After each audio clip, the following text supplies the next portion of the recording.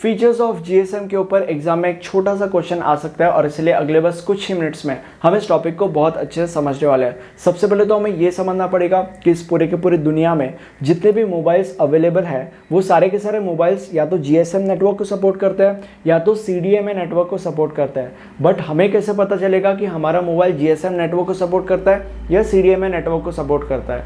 अगर तुम्हारे मोबाइल में एक सिम स्लॉट है और उस सिम स्लॉट के अंदर तुम कोई भी कंपनी का सिम कार्ड डाल सकते हो तो इसका मतलब तुम्हारा मोबाइल जीएसएम नेटवर्क को सपोर्ट करता है। बट अगर तुम्हारे मोबाइल में सिम स्लॉट नहीं है या अगर है भी तो तुम उस सिम स्लॉट के अंदर उसी कंपनी का सिम कार्ड डाल सकते हो जिस कंपनी का वो मोबाइल है, तो इसका मतलब तुम्हारा मोबाइल सीडीएमए नेटवर्क को सपोर्ट करता है। ठीक है, अब हम जीएसएम के फीचर्स के ऊपर जंप करते हैं। इसका सबसे पहला फीचर कहता है GSM allows the use of SIM. SIM का मतलब होता है सब्सक्राइबर आइडेंटिटी मॉड्यूल। इसका मतलब यह है कि ये जो सर्विस है जिसकी वजह से हमारे मोबाइल के अंदर एक सिम स्लॉट है जिसके अंदर हम कोई भी कंपनी का सिम कार्ड डाल सकते हैं, जिसके वजह से हम किसी से भी बातें कर सकते हैं, किसी को भी टेक्स्ट कर सकते हैं और जिसकी वजह से हमारी एक यूनिक आइडेंटिटी क्रिएट होती है। तो ये जो सर्विस है ये जीएसएम के द्वारा प्रोवाइड की गई है। ये जीएसएम ये सर्विस प्रोवाइड करता है या बेसिकली जीएसएम हमें सिम कार्ड यूज करने के लिए अलाउ करता है।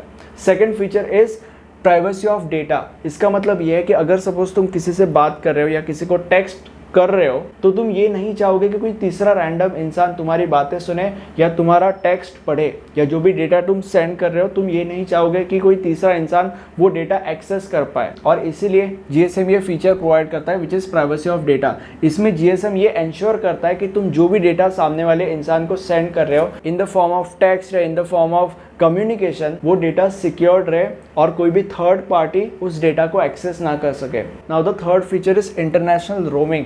इसका मतलब यह है कि अगर सपोज लेट्स से तुम इंडिया में रहते हो और अगर तुम्हें किसी ऐसे इंसान से बातें करनी है जो इंडिया में नहीं रहता, जो इंडिया के बाहर रहता है, जैसे कि फॉर एग्जांपल अमेरिका, तो जीएसएम की वजह से तुम ऐसा कर सकते हो और इसी को इंटरनेशनल रोमिंग कहते हैं। Now the next feature is good voice quality. इसका मतलब यह है कि इंटरनेशनल रोमिंग में या नॉर्मली भी अगर तुम किसी से बात कर रहे हो फोन पे तो तुम्हारी जो वॉइस क्वालिटी है वो इम्प्रूव्ड है जीएसएम की मदद से। जीएसएम के पहले वॉइस क्वालिटी इतनी अच्छी नहीं थी बट जब से जीएसएम आया वॉइस क्वालिटी बहुत ज़्यादा इम्प्रूव हो चुकी है और उसका पूरा का पूरा क्रेडिट जीएसएम को जाता है क्योंकि GSM का एक फीचर है which is good voice quality. And now the last feature is GSM is compatible with ISDN and PSTN। इसका मतलब ये है कि अगर सपोज लेट्स से तुम एक मोबाइल यूजर हो तो तुम किसी ऐसे इंसान को भी कॉल कर सकते हो जो टेलीफोन यूज करता है, वो लाइक टुरुक वाला जो ओल्ड स्टाइल टेलीफोन था वो, और उससे बातें कर सकते हो। या अगर तुम एक टेलीफोन यूज़र हो तो तुम किसी ऐसे इंसान को भी कॉल कर सकते हो जो मोबाइल यूज़ करता है और उसके साथ बातें कर सकते हो।